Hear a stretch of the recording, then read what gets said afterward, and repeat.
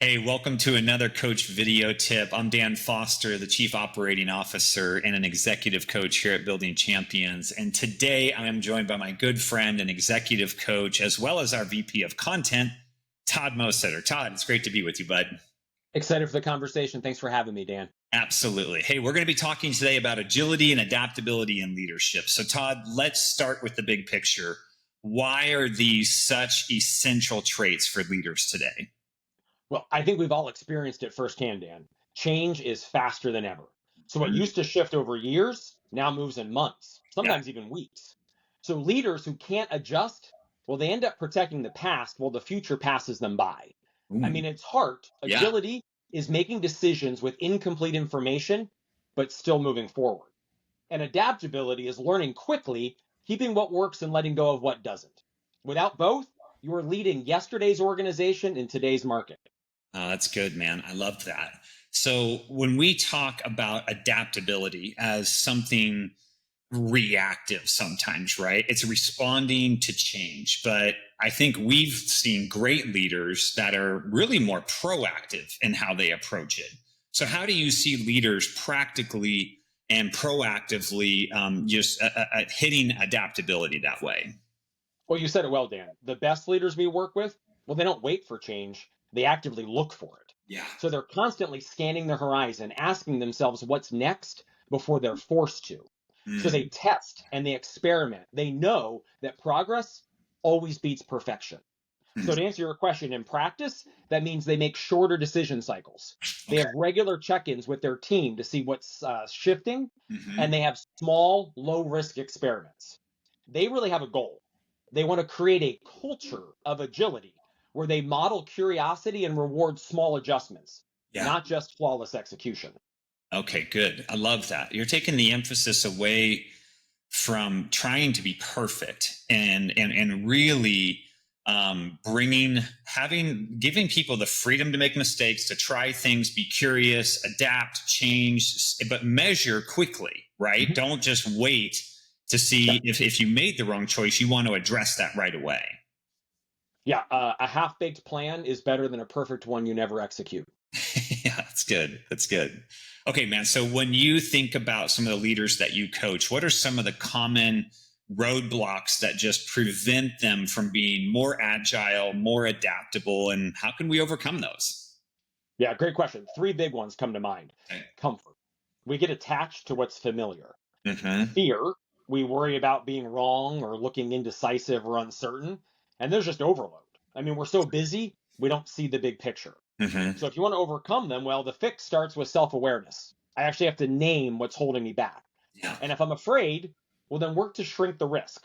Break the change into smaller steps so that you can test and experiment and innovate, like we talked about. Mm-hmm. And if you're overloaded, you have to create margin. If every hour is full, well, you won't have the space to think or innovate or pivot if you have to. Yeah. It really is. Self leadership is really important when it comes to these two topics, right? Completely. Yeah. Yeah. When you work with leaders, you often bring in our great content frameworks, a lot of them that you've created, researched, and designed.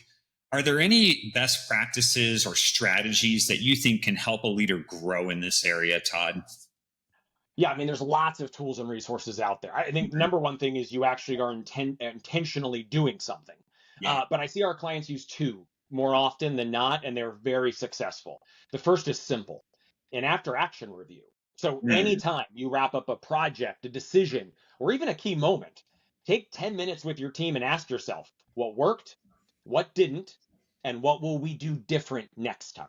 yeah. That third question is key. Leaders will often say, hey, what worked and what didn't? Yeah. But if you don't actively identify what will we do different the next time, well, then you're missing an opportunity. The Yeah. second would be the three P's, right? The Mm, pursue, pause, and pivot process. yeah. I It's love a that. simple way to keep your strategy relevant in fast changing conditions. So it's easy. Number one, pursue. Do we keep going on these priorities? They're working, they still make sense. Go.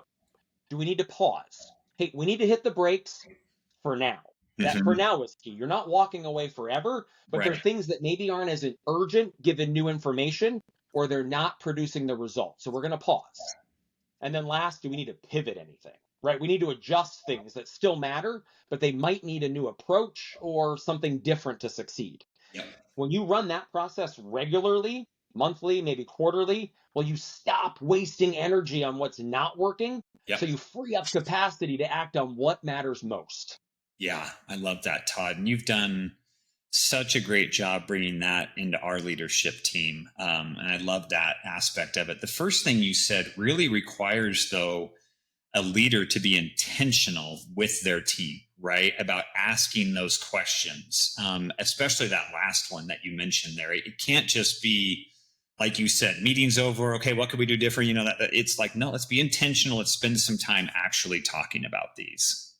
If you don't learn from your mistakes, you're doomed to repeat them. And That's too many teams, they move on to the next thing. And there's so much treasure. We just got to dig for it. What worked, what didn't, what did we learn? What could we change? What could we do better? It's a mindset. But as you said, great leaders that bring that to their teams, they are more agile and they are faster to adapt. Yeah, and it gives people, if you have a framework, you have a process that you go through like that, then it really allows people to develop that agility and adaptability mindset that you're looking for, because they're not afraid of it. They're like, no, this is just a part of how we do business and how we lead here. So I love that. Thanks, man. Okay, let's talk about real world experience here. Can you share a story either from a client or even your own leadership experience where agility made the difference between reacting and leading really effectively through change? Yeah, I mean, so many stories come to mind from clients because this is what they're dealing with day in and day out. Yep. But the number one story that comes to mind is actually us at Building Champions. I think back to 2020. So much of our business was working with teams face to face. Yep. But overnight, everything shifted. Yeah. So we had to quickly rethink how we engage with clients. And virtual was our best option. So we had to learn how to market, create, and deliver exceptional online experiences, something that we did occasionally. Well, now we had to do a lot of them. Yep. But eventually things shifted back.